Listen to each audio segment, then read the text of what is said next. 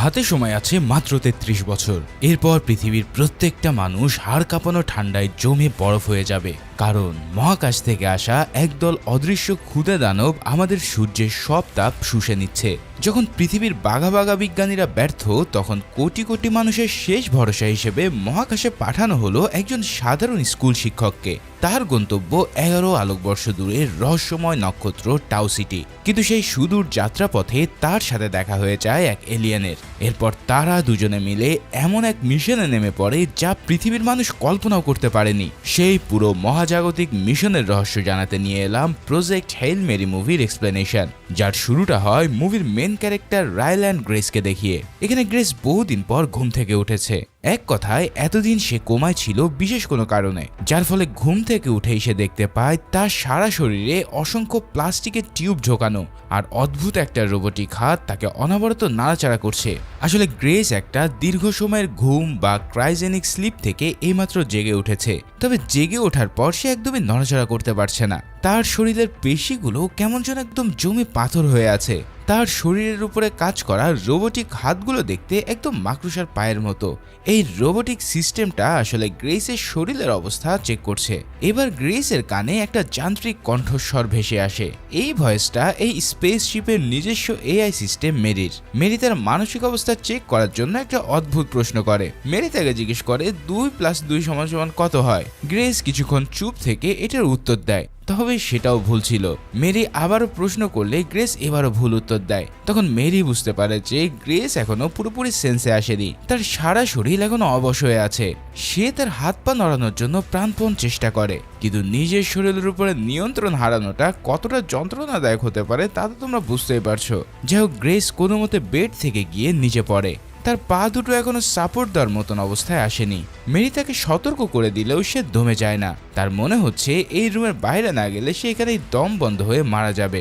এরপর সে তার 2 হাতের উপর ভর করে পঙ্গু মানুষের মতো হামাগুড়ি দিয়ে সামনের একটা সিঁড়ির দিকে যায়। সিঁড়ি দিয়ে উপরে ওঠার সময় তার শরীর থরথর করে কাঁপছে।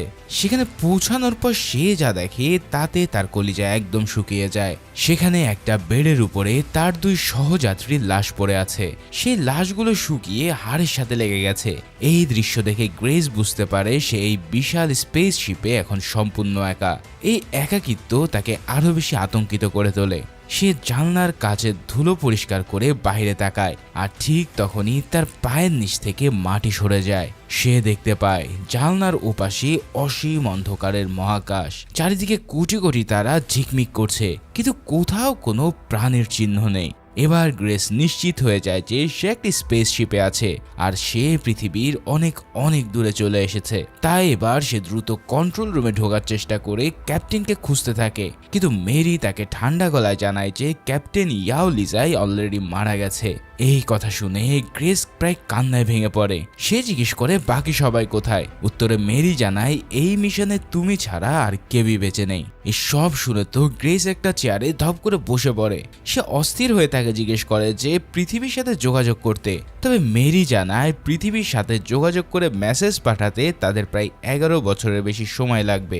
এই কথাতে গ্রেস যেন আরো বেশি আপসেট হয়ে পড়ে। এবার সে ক্যালকুলেশন করে দেখে যে তার কাছে যে জ্বালানি রয়েছে সেটা দিয়ে পৃথিবীতে ফিরতে প্রায় 114 বছর সময় লাগবে। বুঝতে পারলে তো, গ্রেসের আর বাড়ি যাওয়া হচ্ছে না। এদিকে সে বাইরে তাকিয়ে দেখে যে নক্ষত্রটা জ্বলছে সেটা আমাদের সূর্য নয়। আর ঠিক এই মুহূর্তে তার মস্তিষ্কে একটা পুরনো বন্ধ দরজা খুলে যায়। তার কিছু কিছু মেমোরি এখন ফিরে আসতে থাকে। আর এখানেই আমরা ফ্ল্যাশব্যাকে দেখি গ্রেস আসলে কোনো মহাকাশচারী ছিল না। সে ছিল একজন সাধারণ মিড স্কুলের সায়েন্স টিচার। সেই সময় পৃথিবীতে একটা অদৃশ্য আতঙ্ক থাবা বসিয়েছিল, যার নাম পেট্রোভালাইন। গ্রেস ক্লাসের বাচ্চাদের বোঝায় যে 2 বছর আগে রাশিয়ার এক বিজ্ঞানী ডক্টর ইরিনা পেট্রোভা রেডিও টেলিস্কোপে একটা অদ্ভুত জিনিস লক্ষ্য করেন। তিনি দেখেন যে সূর্য থেকে শুক্র গ্রহ পর্যন্ত একটা ইনফ্রারেড লাইন তৈরি হয়েছে। এই রহস্যময় লাইনের কারণে সূর্যের তাপমাত্রা ধীরে ধীরে কমতে শুরু করেছে। তখন গ্রেস জানায় যদি এই তাপমাত্রা কমা বন্ধ না হয় তবে পৃথিবী দ্রুত একটা বরফের যুগে ঢুকে যাবে। মাঠের ফসল নষ্ট হয়ে পড়বে, আর কোটি কোটি মানুষ না খেয়ে মারা যাবে, যার ফলে পুরো মানব সভ্যতা হয়ে যাবে ধ্বংসস্তূপ। তবে গ্রেস তখনও জানতো না যে এই সমস্যার সমাধান আসলে তার হাতেই আছে। এভাবেই সময় পার হতে থাকে, আর একদিন ইউরোপিয়ান স্পেস এজেন্সির ইভা স্ট্রেট নামের একজন লোক গ্রেসের সাথে দেখা করতে আসে। আসলে গ্রেস যদিও একজন টিচার, কিন্তু অতীতে সে একজন অসাধারণ মলিকিউলার বায়োলজিস্ট ছিল।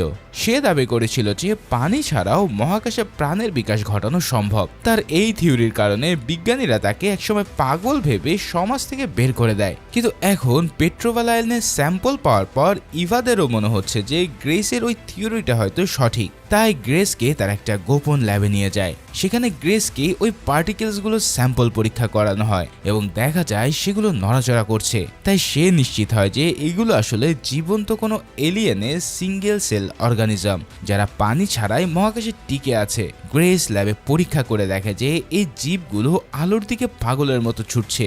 সে এগুলোর নাম দেয় অ্যাস্ট্রোফেজ, যার অর্থ হলো যারা নক্ষত্রকে খেয়ে ফেলে। সে লক্ষ্য করে যে এই অ্যাস্ট্রোফেজগুলো সূর্যের শক্তি ব্যাটারির মতো করে নিজেদের ভিতরে জমিয়ে রাখে। জাস্ট চিন্তা করো, একটা ক্ষুদ্র কণা সূর্যের অসীম তাপ নিজের ভিতরে ধরে রেখেছে। আসলে অ্যাস্ট্রোফেজগুলো সূর্য থেকে শক্তি নিয়ে শুক্র গ্রহের দিকে রওনা দিয়েছে, কারণ তাদের বংশবৃদ্ধির জন্য মূলত কার্বন ডাই অক্সাইডের প্রয়োজন। আর শুক্র গ্রহের বায়ুমণ্ডল পুরোটাই এই গ্যাসে ঠাসা। মোট কথা, এই ক্ষুদে জীবগুলো নিজেদের অস্তিত্ব টিকিয়ে রাখতেই আমাদের সূর্যকে ধীরে ধীরে ঢেকে ফেলছে। তো গ্রেস এই সত্য বের করলে ইভা স্ট্র্যাট তাকে নিয়ে সোজা প্যাসিফিক মহাসাগরের মাঝখানে চলে যায়। সেখানে পৃথিবীর বড় বড় বিজ্ঞানী এবং সরকার প্রধানরা জড়ো হয়েছেন। ইভা তখন একটা পাগলাটে আইডিয়া শেয়ার করে। সে বলে, যদি অ্যাস্ট্রোফেজ এত শক্তি জমা করতে পারে, তবে কেন এটাকে স্পেসশিপ ফুয়েল হিসেবে তারা ব্যবহার করছে না? বিজ্ঞানীরা হিসাব করে দেখে যে মাত্র কয়েক কেজি অ্যাস্ট্রোফেজ দিয়ে পুরো একটা শহরের এনার্জি জ্বালানো সম্ভব। আর এই শক্তি দিয়েই তারা বানাতে চায় মানব ইতিহাসের সবচেয়ে দ্রুতগামী স্পেসশিপ, যার নাম প্রজেক্ট হেইল মেরি। তবে এই মিশনের আসল উদ্দেশ্য শুধু অ্যাস্ট্রোফেজকে জানা নয়, বরং তাদের লক্ষ্য আরো অনেক দূরের কিছু। আসলে মহাকাশের একটা অদ্ভুত ঘটনা বিজ্ঞানীদের কপালে ভাঁজ ফেলে দিয়েছে। তারা লক্ষ্য করছে যে প্রায় সব নক্ষত্রই অ্যাস্ট্রোফেজ দিয়ে আক্রান্ত হলেও টাউ সিটি নামের একটা নক্ষত্র এখনো একদম সুরক্ষিত আছে। এখন কেন টাউ সিটি এখনো ঠিক আছে, সেই রহস্য খুঁজে বের করলেই হয়তো এই অ্যাস্ট্রোফেজদেরকে থামানো যাবে। আর এটাই হবে হেইল মেরি মিশনের মূল কাজ। গ্রেস বুঝতে পারে টাউ সিটিতে এমন কিছু আছে যা অ্যাস্ট্রোফেজকে নিয়ন্ত্রণ করতে পারে। তবে এই মিশনের একটা ডার্ক সাইডও রয়েছে। টাউ সিটি পৃথিবী থেকে প্রায় 12 আলোকবর্ষ দূরে, আর এখানে কোনো মিশন নিয়ে যাওয়া হলে তাদের কাছে ফেরার মতন কোনো জ্বালানি থাকবে না। মানে এটা একটা ওয়ান ওয়ে সুইসাইড মিশন হতে চলেছে। অর্থাৎ এই মিশনে যারা যাবে তারা আর কোনোদিন পৃথিবীর মুখ দেখতে পারবে না। গ্রেস এই মিশনের ভয়াবহতা শুনে শিউরে ওঠে। সে বারবার ইভাকে বলে যে এটা সির্ফ আত্মহত্যা। ইভা তখন ঠান্ডা চোখে তার দিকে তাকিয়ে বলে, পৃথিবী তো এমনিও শেষ হয়ে যাচ্ছে। ইভা এই মিশনের জন্য 3 জন ক্রু মেম্বারকে বাছাই করে। একজন দুর্ধর্ষ পাইলট ক্যাপ্টেন ইয়াও, ইঞ্জিনিয়ার ডাভারভাস্কি আর সায়েন্টিস্ট ডক্টর জুবোয়া। গ্রেসকে শুধু সায়েন্টিস্টদের ট্রেনিং দেওয়ার জন্য ব্যাকআপ হিসেবে রাখা হয়, কিন্তু দেখা যায় তার ভাগ্যের খেলা ছিল একদম অন্যরকম। মিশন লঞ্চ হওয়ার মাত্র কিছুদিন আগে ডক্টর জুবোয়া ল্যাবে একটা ছোট্ট এক্সপেরিমেন্ট করছিল। গ্রেস তখন ছিল ল্যাবের বাইরে, আর ঠিক সেই মুহূর্তে হঠাৎ এক বিকট শব্দে পুরো বিল্ডিং তছনছ হয়ে যায়। আসলে ল্যাবের ভিতরে থাকা অ্যাস্ট্রোফেজ কন্টেইনার ফেটে গিয়ে ভয়াবহ এই বিস্ফোরণ ঘটে। গ্রেস দৌড়ে গিয়ে দেখে পুরো ল্যাব ধ্বংসস্তূপে পরিণত হয়েছে। ডক্টর জুবোয়া সেই বিস্ফোরণের সাথে সাথে মারা যায়। আর এই কারণে যেই মানুষগুলোর উপরে পুরো পৃথিবীর দায়িত্ব ছিল তারা চোখের পলকে শেষ হয়ে গেল, যার ফলে এখন হেইল মেরি মিশনে যাওয়ার মতন কোনো সায়েন্টিস্টই আর পৃথিবীতে বেঁচে নেই। এই সব কিছু দেখে ইভা স্ট্র্যাট এবার সরাসরি গ্রেসের চোখের দিকে তাকিয়ে বলে, এখন তোমাকেই যেতে হবে। গ্রেস ভয়ে পিছিয়ে যায় আর আবারও বলে সে কখনো মরতেই চায় না। গ্রেসের এই অস্বীকৃতি দেখে ইভা চরম কঠোর হয়ে ওঠে। সে গ্রেসকে হুমকি দেয় যে যদি সে রাজি না হয় তবে তাকে জোর করে নিয়ে যাওয়া হবে। এই সব শুনে গ্রেস পালানোর চেষ্টা করলে সিকিউরিটি অফিসার কার্ল তাকে ধরে ফেলে। ইভা বুঝতে পারে যে গ্রেস স্বেচ্ছায় এই মিশনে যাবে না, তাই সে তাকে একটা ইনজেকশন দিয়ে অজ্ঞান করে দেয়। এভাবেই গ্রেসকে তার ইচ্ছার বিরুদ্ধে স্পেসশিপ হেইল মেরিতে তুলে দেওয়া হয়। তারপরে তাকে ক্রায়োজেনিক স্লিপে পাঠিয়ে দেওয়া হয় যাতে সে এই দীর্ঘ জার্নি ঘুমিয়ে পার করতে পারে। এই ছিল পুরো ব্যাক স্টোরি। এবার বর্তমানে ফিরে আসি, যেখানে গ্রেস এখন এখনো টাও সিটির কক্ষপথে আছে। সে দেখতে পায় টাও সিটিতে পেট্রোভা লাইন আছে ঠিকই, কিন্তু সেগুলো কেমন যেন ম্লান হয়ে যাচ্ছে, মানে অ্যাস্ট্রোফেসগুলো সেখানে টিকতে পারছে না। গ্রেস যখন এই রহস্য সমাধান চেষ্টা করছে, ঠিক তখনই স্পেস শিপ রাডারে একটা অদ্ভুত সিগন্যাল ধরা পড়ে। গ্রেস জানলার কাছে গিয়ে দেখে তার স্পেস শিপের দিকে এক বিশাল এলিয়ান স্পেস শিপ এগিয়ে আসছে। এই দৃশ্য দেখে তো তার গায়ের লোম খাড়া হয়ে যায়, কারণ সে বুঝতে পারে যে এই মহাবিশ্বে এখন আর সে একা নয়, বরং তার চোখের সামনে এখন একটা ভিনগ্রহী সভ্যতার অস্তিত্ব দাঁড়িয়ে আছে। গ্রেস প্রথমে প্রচন্ড ভয় পেয়ে যায় আর এআই ম্যারিকে বলে স্পেসটাকে দ্রুত সরাতে, কিন্তু এলিয়ান শিপটা গ্রেসের শিপকে অনবরত অনুসরণ করতে থাকে। হঠাৎ এলিয়ান শিপ থেকে ছোট্ট একটা সিলিন্ডার গ্রেসের শিপের দিকে ছুড়ে দেওয়া হয়। গ্রেস প্রথমে ভাবে যে ওই এলিয়ান স্পেস শিপ থেকে হয়তো মিসাইল ছোড়া হয়েছে, আর এর জন্যই তো সে উপরওয়ালার নাম জপতে থাকে। কিন্তু তার ভুল ভাঙিয়ে দেখা যায় এটা কোনো মিসাইল নয়, বরং এটা হচ্ছে কোনো একটা বার্তা। তাই সে এবার সাহস করে স্পেস স্যুট পরে নেয় এবং বাইরে যায় সেটাকে নিয়ে আসার জন্য। তবে তার কোনো পূর্ব অভিজ্ঞতা না থাকা সত্ত্বেও সে অনেক কষ্টে ওই সিলিন্ডারটাকে সংগ্রহ করে ভিতরে নিয়ে আসতে সক্ষম হয়। এখন সিলিন্ডার তো পাওয়া গেল, কিন্তু এটাকে খোলা যাবে কি করে? গ্রেস অনেকভাবেই তা খোলার চেষ্টা করে, কিন্তু বারবার সে ব্যর্থ হতে থাকে। এক পর্যায়ে তার রুমের প্রেসার কন্ট্রোল সেটিং চেঞ্জ করতেই সেটা অনায়াসে খুলে যায়। তবে এরপর সে যখন সিলিন্ডারের ভিতরে দেখে, তখন তার যেন বিস্ময়ের সীমা থাকে না। এখানে সে একটা অদ্ভুত ম্যাপের প্রজেকশন দেখতে পায়। গ্রেস একজন সায়েন্টিস্ট হিসেবে দ্রুত বুঝে ফেলে যে এলিয়েনটা আসলে কি বোঝাতে চাইছে। সে দেখতে পায় সেই ম্যাপটাই 40 অ্যাডিনি নামের একটা ট্রিপল স্টার সিস্টেমের দিকে ইশারা করছে। মানে এই এলিয়েনটা আমাদের পৃথিবী থেকে প্রায় 16 আলোকবর্ষ দূরের একটা জগৎ থেকে এসেছে। গ্রেস বুঝতে পারে এলিয়েনটা আসলে তার নিজের বাড়ির ঠিকানা জানান দিল। জাস্ট চিন্তা করো, মানুষের এই বিশাল শূন্যতায় দুই ভিন গ্রহের প্রাণী একে অপরের সাথে পরিচিত হওয়ার চেষ্টা করছে।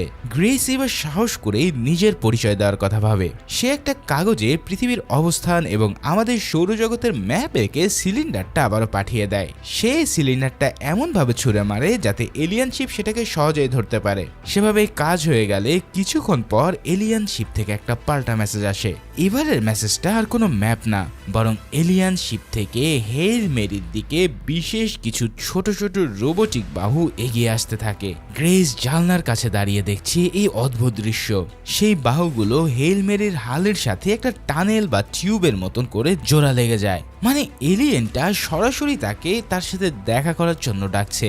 গ্রেসের বুকের ধরফরানি এখন কয়েক গুণ বেড়ে গেছে।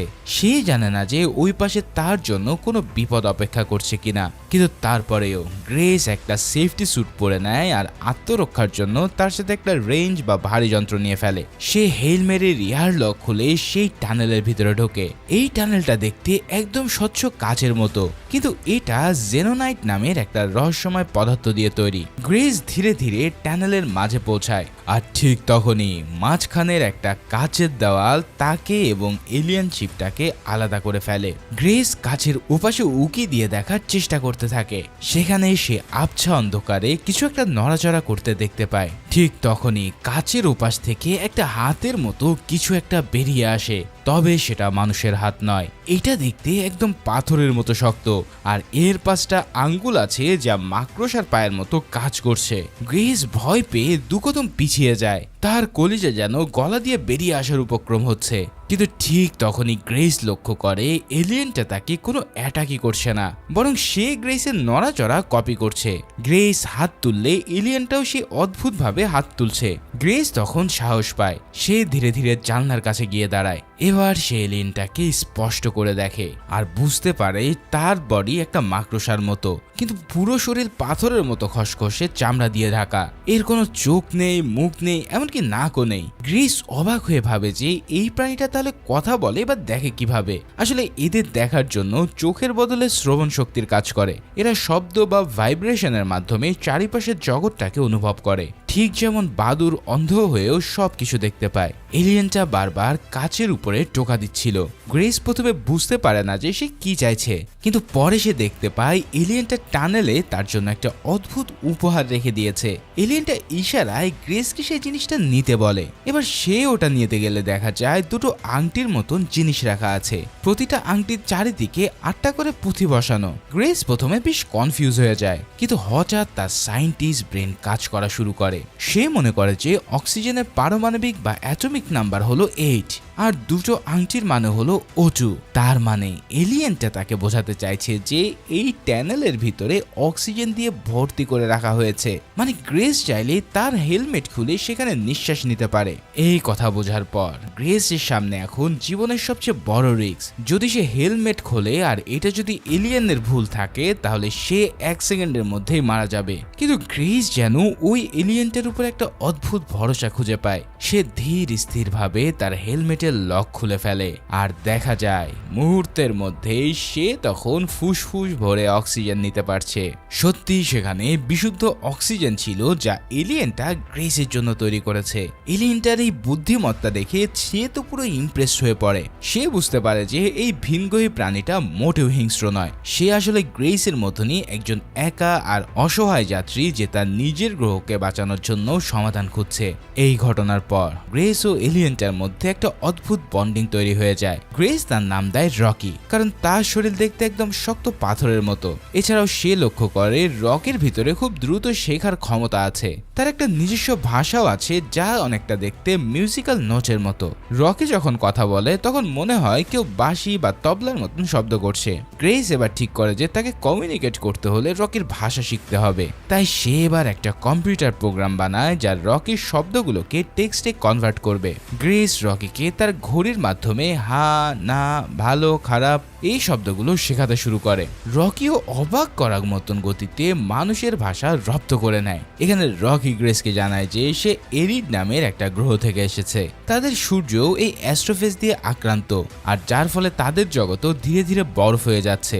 রকি জানায় যে তাদের শিপেও 23 জন সদস্য ছিল, কিন্তু এক তেজস্ক্রিয়তার কারণে রকি ছাড়া সবাই মারা গেছে। এই সব শুনে গ্রেস আর রকি বুঝতে পারে যে তাদের ভাগ্য একদম এক সুতোয় গাঁথা। তারা দুজনেই নিজেদের প্রজাতির শেষ ভরসা। এরপর রকি গ্রেসকে একটা ল্যাপটপের মতো ডিভাইস দেখায় যা তাদের প্রযুক্তির এক বিস্ময়। রকি জানায় যে সে একজন দক্ষ ইঞ্জিনিয়ার। সে জেনোনাইট নামের এক অত্যন্ত শক্তিশালী ধাতু দিয়ে যে কোনো কিছু তৈরি করতে পারে। এই সব শোনার পর গ্রেস এবার রকির সাথে নিয়ে এই টাও সিটির রহস্য সমাধানের পরিকল্পনা করে। মোট কথা দুই ভিন্ন গ্রহের দুজন বন্ধু এখন এক হয়ে মহাবিশ্বকে বাঁচানোর শপথ নিয়েছে। যাই হোক, গ্রেস আর রকি এখন পুরোপুরি একটা টিমের মতো কাজ করতে থাকে। তাদের মধ্যে ভাষার বাধা এখন নেই বললেই চলে। গ্রেস এর বানানো সেই ভয়েস ট্রান্সলেটর এখন রকির মিউজিক্যাল শব্দগুলোকে পরিষ্কার ইংরেজি টেক্সটে কনভার্ট করছে। রকি জানায় যে তাদের গ্রহের প্রযুক্তি এখন অনেক উন্নত হলেও তারা রেডিয়েশন বা তেজস্ক্রিয়তা সম্পর্কে খুব একটা ভালো জানতো না। এই কারণে রকির বাকি সঙ্গীরা মারা গেছে। গ্রেস তখন তাকে পৃথিবীর লজিক আর সায়েন্স বোঝায়, আর রকি সেটাকে বাস্তবের রূপ দিতে থাকে। মোট কথা দুই ভিন্ন গ্রহের দুই সেরা মস্তিষ্ক এখন এক হয়ে কাজ করছে। তারা দুজনে মিলে টাও সিটি সিস্টেমের অ্যাড্রিয়ান নামের একটা গ্রহকে পর্যবেক্ষণ শুরু করে। গ্রেস লক্ষ্য করে যে এই গ্রহের বায়ুমণ্ডলে লুকিয়ে আছে আসল রহস্য। সে দেখে যে টাও সিটিতেও অ্যাস্ট্রোফেজ আছে, কিন্তু সেগুলো সংখ্যায় বাড়ছে না। এর মানে হলো অ্যাড্রিয়ান গ্রহে এমন কিছু একটা আছে যা অ্যাস্ট্রোফেজগুলোকে খেয়ে সাবার করে দিচ্ছে। গ্রেস এই অদৃশ্য শিকারীর নাম দেয় চাউমিবা। সে বুঝতে পারে যে যদি এই চাউমিবা সংগ্রহ করে পৃথিবীতে পাঠানো যায় তবেই সূর্যকে বাঁচানো সম্ভব হবে। কিন্তু এখানে রয়েছে একটা বড় ঝামেলা। অ্যাড্রিয়ান গ্রহের পরিবেশ অত্যন্ত ভয়াবহ। এর মধ্যে মধ্যাকর্ষণ শক্তি অনেক বেশি, আর তাপমাত্রা এতটাই যে যে কোনো স্পেস শিপ সেখানে গলে যাবে। রকি তখন একটা দুর্দান্ত বুদ্ধি বের করে। সে বলে যে তাদের নিচে নামা দরকার নেই। রকি নিজের শিপের জেনোনাইট ধাতু দিয়ে 5 কিলোমিটার লম্বা একটা চেইন বা শিকল তৈরি করবে। এই শিকলের মাথায় একটা স্যাম্পল কালেক্টর বা বক্স থাকবে। পরিকল্পনা হলো হেল মেরির স্পেস শিপটাকে শিকলটাকে অ্যাড্রিয়ান গ্রহের বায়ুমণ্ডলের খুব কাছে নিয়ে যাওয়া হবে, আর এরপরে সেই শিকলটা নামিয়ে দিয়ে মাছ ধরার মতো করে টাওমিবা সংগ্রহ করতে হবে। গ্রেস এই প্ল্যান শুনে তো পুরোই থমকে যায়, কেননা 5 কিলোমিটার লম্বা একটা শিকল মহাকাশে ঝুলিয়ে স্যাম্পল ধরাটা কতটা রিস্কি হতে পারে। কিন্তু এছাড়া তাদের কাছে আর কোনো উপায়ও নেই, যার ফলে শুরু হয় তাদের সেই বিপজ্জনক মিশন। গ্রেস স্পেস স্যুট পরে শিপের বাইরে বেরিয়ে আসে যাতে সে শিকলটা ঠিকমতো অপারেট করতে পারে। রকি ভিতর থেকে শিকলটাকে ব্যালেন্স করার চেষ্টা করছে। গ্রেস তার ভাইজার ইনফ্রারেড মোড অন করে পুরো পেট্রোভা লাইনকে স্পষ্ট দেখতে পায়। সে দেখে কোটি কোটি অ্যাস্ট্রোফেজ সেই লাইনে ঘুরে বেড়াচ্ছে। গ্রেস শিকলটা অ্যাড্রিয়ানের বায়ুমণ্ডলে নামিয়ে দেয়, কিন্তু ঠিক তখনই এক মহা বিপত্তি ঘটে যায়। মহাকাশে ভাসমান একটা পুরাতন স্যাটেলাইটের ধ্বংসাবশেষ হঠাৎ তীরের মতো ছুটে আসে। সেই ধাতব টুকরোটা সরাসরি হেল মেরির গায়ে গিয়ে আঘাত করে। গ্রেস এই আঘাতে ছিটকে গিয়ে শিপের হালের উপর পড়ে যায়। প্রচন্ড ঝাঁকুনিতে স্যাম্পল কালেক্টরটা গ্রেসের হাত থেকে প্রায় ফসকে যাচ্ছিল, কিন্তু সে নিজের জীবনের পরোয়া না করে সেটাকে শক্ত করে ধরে রাখে। ততক্ষণই স্পেস শিপের এআই ম্যারি বারবার অ্যালার্ট দিচ্ছে যে শিপের উচ্চতা কমছে। অ্যাড্রিয়ান গ্রহের প্রচন্ড মধ্যাকর্ষণ হেল ম্যারিকে নিজের দিকে টেনে নিচ্ছে। গ্রেস কোনো মতে কালেক্টরটা টেনে ভিতরের দিকে নিয়ে আসে এবং দ্রুত এয়ারলকের ভিতরে ঢুকে পড়ে। কিন্তু ইতিমধ্যেই শিপের অবস্থা তখন একদমই শোচনীয়। একটা ফুয়েলার ট্যাঙ্ক ফুটো হয়ে গেছে এবং সেখানে আগুন ধরে গেছে। গ্রেস পাগলের মতন ইঞ্জিন কন্ট্রোল করার চেষ্টা করে, কিন্তু ঠিক তখনই প্রচন্ড এক বিস্ফোরণে সে ছিটকে গিয়ে দেওয়ালে ধাক্কা খায়। তার মাথা থেকে রক্ত বের হতে শুরু করে আর সে সেখানেই জ্ঞান হারিয়ে ফেলে। ঠিক এই মুহূর্তে রকি তার নিজের জীবন বাজি ধরে। সে জানতো যে হেল মেরির ভিতরে অক্সিজেন আছে যা তার জন্য বিষাক্ত। রকিরা অ্যামোনিয়া গ্যাস গ্রহণ করে আর অক্সিজেন তাদের শরীরকে জ্বালিয়ে দিতে পারে, কিন্তু তবুও নিজের বন্ধুকে বাঁচাতে সে নিজের স্পেস শিপ থেকে বেরিয়ে আসে। সে একটা বিশেষ শিল ব্যবহার করে কোনো মতে গ্রেসের কাছে পৌঁছায়। রকি এবার গ্রেসকে টেনে নিয়ে গিয়ে মেডিকেল কম্পার্টমেন্টের বেডে শুইয়ে দেয়, যার ফলে রকির নিজের শরীর তখন অক্সিজেনের সংস্পর্শে এসে পুড়তে শুরু করে, কিন্তু তবুও সে হাল ছাড়ে না। আর ফাইনালি সে নিশ্চিত করে যে গ্রেস এখন নিরাপদে আছে। এভাবেই অনেকক্ষণ চলার পর গ্রেসের জ্ঞান ফেরে। সে দেখে সে মেডিকেল বেডে শুয়ে আছে আর তার ক্ষতগুলোতে ব্যান্ডেজ করা। তারপর সে পাশে ফিরে তাকিয়ে দেখে রকি ফ্লোরে পড়ে রয়েছে। রকির অবস্থা খুব আশঙ্কাজনক। তার পাথরের মতন শরীরটা অক্সিজেনের প্রভাবে ম্লান হয়ে গেছে। গ্রেস দ্রুতই বুঝতে পারে যে রকি তাকে বাঁচাতে গিয়ে নিজের বড় ক্ষতি করে ফেলেছে। তাই গ্রেস তখন এক মুহূর্ত দেরি না করে রকিকে তার অ্যামোনিয়া চেম্বারে ফেরত নিয়ে যায়। একবার চিন্তা করো এই বন্ধুত্বের গভীরতা। রকি থেকে বাঁচাতে নিজের জীবনের ঝুঁকি নিয়েছে আর এখন গ্রেস তাকে সুস্থ করার আপ্রাণ চেষ্টা করছে। এভাবে রকি সুস্থ হওয়ার পর তারা সেই স্যাম্পলগুলো পরীক্ষা করে দেখে। তারা দেখতে পায় বক্সের ভিতরে সত্যি টাওমিবা আছে। এই ক্ষুদ্র জীবগুলো অ্যাস্ট্রোফেজগুলোকে গপ গপ করে খেয়ে ফেলছে। এই দৃশ্য দেখে গ্রেস খুশিতে আত্মহারা হয়ে যায়, কারণ সে পৃথিবীর জন্য একটা সমাধান খুঁজে পেয়ে গেছে। কিন্তু টাওমিবা নিয়ে একটা বড় সমস্যা দেখা দেয়। এই জীবগুলো নাইট্রোজেন গ্যাসে বাঁচতে পারে না, অথচ পৃথিবী এবং রকির গ্রহ অ্যারিডে দুটো জায়গাতেই নাইট্রোজেন আছে। তখন গ্রেস বুঝতে পারে যে এই টাওমিবাগুলোকে এখন ট্রেন দিতে হবে যাতে তারা নাইট্রোজেনের মধ্যেও টিকে থাকতে পারে। এভাবেই শুরু হয় তাদের ল্যাবে বসে বংশ বৃদ্ধি করার এক দীর্ঘ প্রক্রিয়া। গ্রেস আর রকি এখন ল্যাবে দিনরাত এক হয়ে কাজ করছে।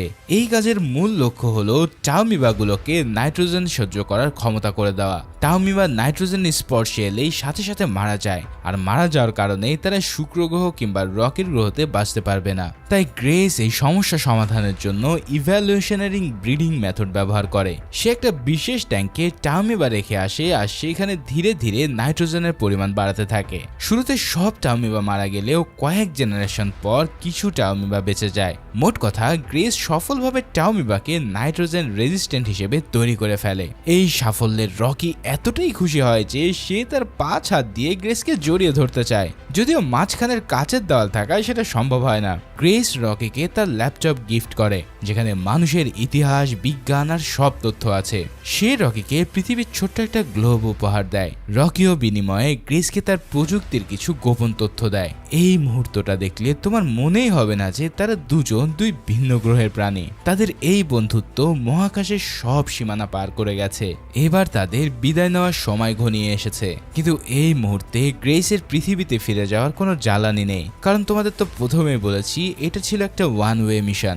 এই কথাটা রকি শুনতে পেরে তার মন খারাপ হয়ে যায়। নিজের বন্ধু কখনো বাড়ি ফিরতে পারবে না এটা সে কোনোভাবে মেনে নিতে পারে না। তাই তখন সে জানায় তার কাছে 20 লাখ কেজি ওজনের অ্যাস্ট্রোফেজ জ্বালানি হিসেবে এক্সট্রা রয়েছে। তাই রকি এই পুরো বিশাল পরিমাণের ফুয়েলগুলো গ্রেসকে দেওয়ার সিদ্ধান্ত নেয়। রকি জানায় যে এই ফুয়েল নিয়ে যেন সেও পৃথিবীতে গিয়ে তার সাথে আবার যোগাযোগ করে। তবে এই ত্যাগের কারণে রকির কিন্তু নিজের গ্রহতে ফিরে যেতে আরো 6 বছর বেশি সময় লাগবে, কিন্তু তাতেও তার কিছু যায় আসে না, কেননা তার বন্ধু বেঁচে আছে, এটাই তার কাছে অনেক কিছু।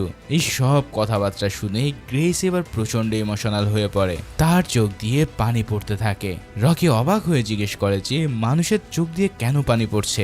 গ্রেস তখন তাকে বোঝায় যে মানুষ খুব বেশি খুশি কিংবা খুব বেশি কষ্ট পেলে কান্না করে। রকি কিছুক্ষণ চুপচাপ থেকে তার মিউজিক্যাল শব্দে বলে, গ্রেস তুমি আমার খুব ভালো বন্ধু, আমি চাই তুমি বাড়ি ফেরো। জাস্ট চিন্তা করো, নিজের জীবনে 6টা বছর বিসর্জন দিয়ে রকি তার বন্ধুকে বাঁচাতে চাইছে। এবার তারা দুজন যে যার স্পেসশিপে ফিরে যায়। গ্রেস হেল মেরি স্পেসশিপটাকে পৃথিবীর দিকে ঘুরায়। সে ভাবতে থাকে স্কুলে ফিরে গিয়ে সে আবারও বাচ্চাদের বিজ্ঞান পড়াবে। গ্রেসের কাছেও এখন টাউমিবা আছে এবং পৃথিবী থেকে নিয়ে আসা সে প্রোবগুলোও রয়েছে। সে সিদ্ধান্ত নেয় যে পৃথিবীতে পৌঁছানোর আগে সে ছোট্ট ছোট্ট ড্রোন বা প্রোবগুলোর মাধ্যমে টাউমিবা স্যাম্পলগুলো পৃথিবীতে পাঠিয়ে দেবে, যাতে সে পৌঁছানোর আগে পৃথিবীকে বাঁচানোর কাজ শুরু হয়ে যায়। সবকিছু একদম ঠিকঠাক মতোই চলছিল, কিন্তু তখনই গ্রেসের স্পেসশিপে এক অদ্ভুত পরিবর্তন লক্ষ্য করা যায়। সে দেখতে পায় তার ল্যাবের কোনায় রাখা জেনোনাইট কন্টেইনারগুলো থেকে কিছু একটা চুইয়ে পড়ছে। গ্রেস দ্রুত সেই স্যাম্পলগুলো চেক করে তার পার নিচ থেকে মাটি সরে যায়। সে দেখে যে টাউমিবাগুলো এখন জেনোনাইট ধাতু ভেদ করে বাইরে বেরিয়ে এসেছে।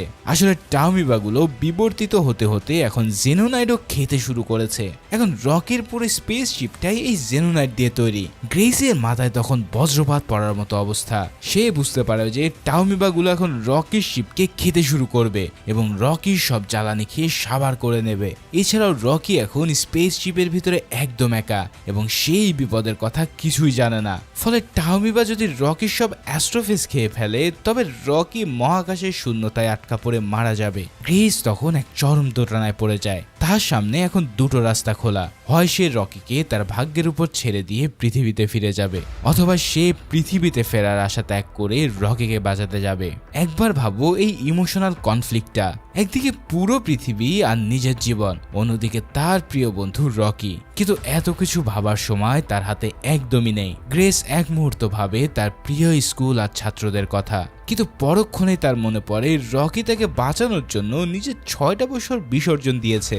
যার ফলে গ্রেস তখনই এক কঠিন সিদ্ধান্ত নেয়। সেই সিদ্ধান্ত নেয় সে আর পৃথিবীতে ফিরবে না। সে সব ডাটা এবং টাউমিবা স্যাম্পলগুলো পৃথিবীর দিকে ছোট্ট ছোট্ট প্রবে করে পাঠিয়ে দেয়। এরপর সে নিজের স্পেসশিপটা 180 ডিগ্রি ঘুরিয়ে রকির পিছে পিছে ছুটতে শুরু করে। এভাবে তার স্পেসশিপটা এখন ঝড়ের গতিতে রকির দিকে এগিয়ে যাচ্ছে। কয়েকদিনের রুদ্ধশ্বাস জার্নির পর গ্রেস অবশেষে রকির শিপের কাছে পৌঁছাতে পারে। সে দেখতে পায় রকির পুরো স্পেসশিপটা একদম নিস্তেজ হয়ে মহাকাশে ভাসছে। টাউমিবাগুলো রকির শিপে সব জেনোনাইট কন্টেইনার ফুটো করে দিয়েছে এবং সব জ্বালানি খেয়ে সাবার করে ফেলেছে। গ্রেস তখন বুক ভরা আতঙ্ক নিয়ে শিপের ভেতরে ঢোকে। সে মনে মনে প্রার্থনা করছে যেন রকি বেঁচে থাকে। এবার সে ভিতরে গিয়ে দেখে রকি এক কোনায় কুকড়ে পড়ে আছে।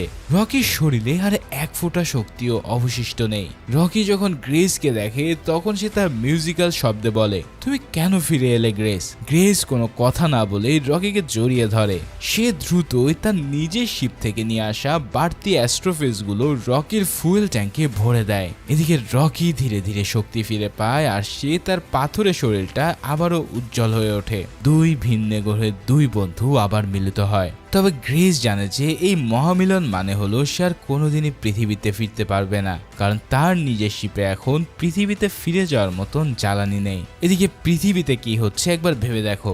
ইভা স্টার্ট এবং সারা বিশ্বের মানুষ তখন সূর্যের মৃত্যুর প্রহর গুনছে। তবে ঠিক হুট করে একদিন পৃথিবীর রাডারে গ্রেসের পাঠানো সেই প্রোবগুলো ধরা পড়ে। বিজ্ঞানীরা যখন সেই প্রোবগুলো উদ্ধার করে তখন ভেতরে টাউমিবা স্যাম্পল পায়, আর এই আনন্দে পুরো পৃথিবী আনন্দের জোয়ারে ভেসে যায়। ইভা গ্রেসের শেষ ভিডিও মেসেজটা দেখে ঢুকরে কেঁদে ওঠে। সে বুঝতে পারে যে গ্রেস সফল হয়েছে, কিন্তু সে আর কোনোদিন ফিরে আসবে না। কয়েক বছরের মধ্যে টাউমিবাগুলো বংশ বিস্তার করে সূর্যকে আবারও স্বাভাবিক অবস্থায় ফিরিয়ে আনে, যার ফলে আইসিএস বন্ধ হয়ে যায় আর পৃথিবীতে আবারও প্রাণের মেলা বসতে থাকে। মোট কথা, গ্রেসের সেই আত্মত্যাগ কোটি কোটি মানুষের জীবন বাঁচিয়ে দেয়। এবার ফিরে আসি কয়েক বছর পরের দৃশ্যে।